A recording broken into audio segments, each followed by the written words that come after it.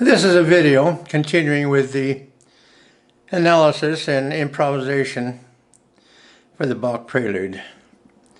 This is the 4-bar section from measure 21. Now, first of all, we have an F major 7 chord. Then we have a diminished chord. Now, taking a look at this, we immediately see that we've got a tritone here. A perfect fifth, may have stiff small, is a diminished fifth, and a diminished fifth is a tritone. Now, that means that's the major third of the root missing, and that's the minor seventh of the missing root. So there's your full chord. And there's your chord up here, the fifth and the minor seventh. That's the minor ninth. 1, 3, 5, 7, 9. Now then, on the next measure, the third measure, now this chord here is not exactly this. I'm including the minor seventh. Actually, it doesn't. It has the major third, but no minor seventh. I could do this, but let's keep it this way for the time being. Okay, now, what is this? This is a dominant. We at least have the major third. And then we go into, we keep it dominant. That's still a dominant. We still have the major third, but now we have the minor seventh. And this is the minor 13. Excuse me, it's the minor ninth. Excuse me. And then that moves into the dominant. That's the fourth measure. Let's try that once more. Okay. F major, D dominant, minor 9. There's the minor seventh. The fifth, there we go, and then this is the minor 13th of G. 1, 2, 3, 4, 5, 6, minor 13, minor 6, 7, 8, 9, 10, 11, 12, 13.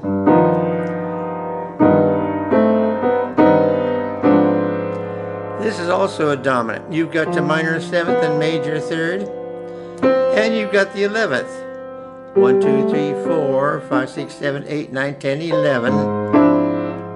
Except it's in a cluster. And then in your, it resolves into the normal G dominant. Once more.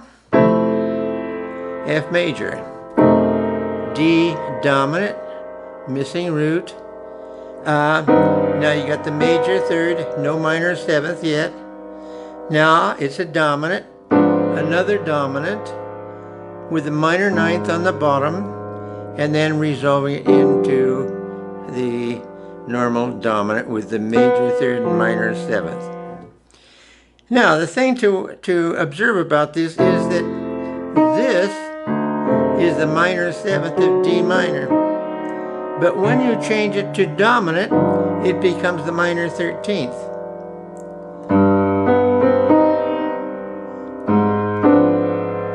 And that is the minor ninth, which can resolve back down. That's the minor ninth, which then moves into the root of the dominant.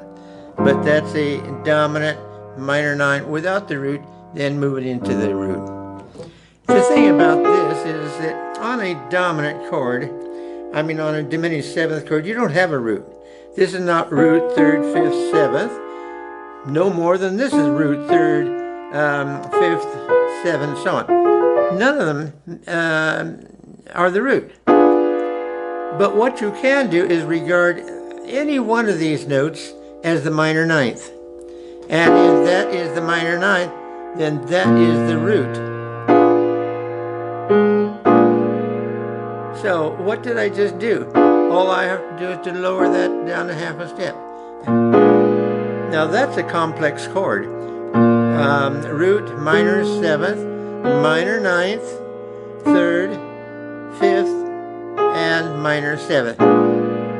Alright, now then I can take this down a half step. That's a dominant.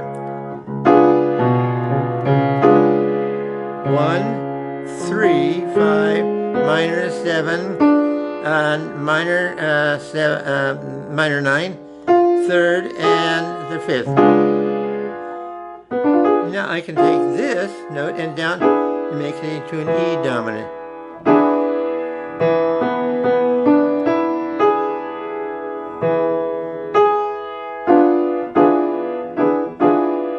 Again, a very complex chord when you just keep it as a diminished chord on the top part.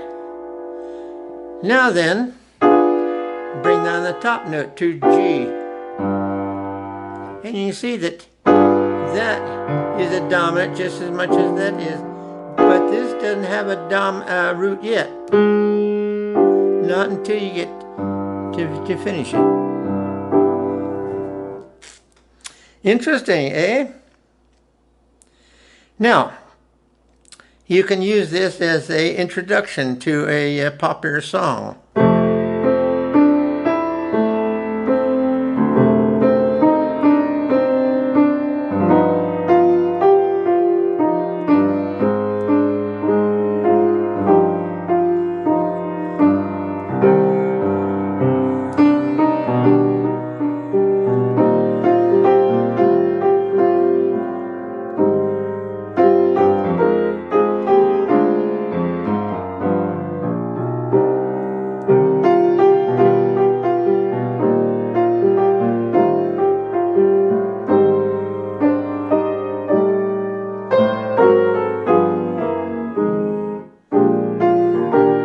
And so on.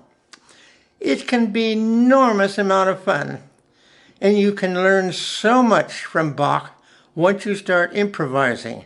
Now that led into that song, My Funny Valentine, but if we don't do that, we just simply improvise.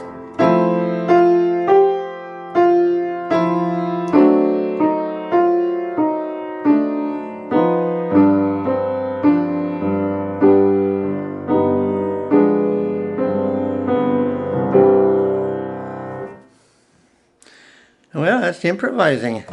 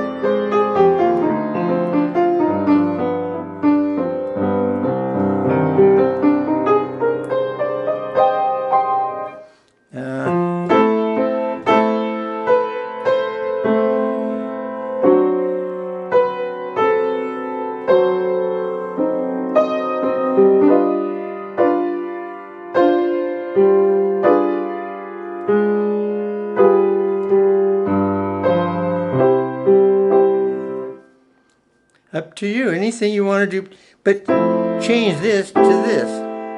Same F major chord, now that's without the root, so if you want the root, you got to have that, or this. F, well there we go, F, that's the F, A, C, E, G, that'd be a ninth. There we go.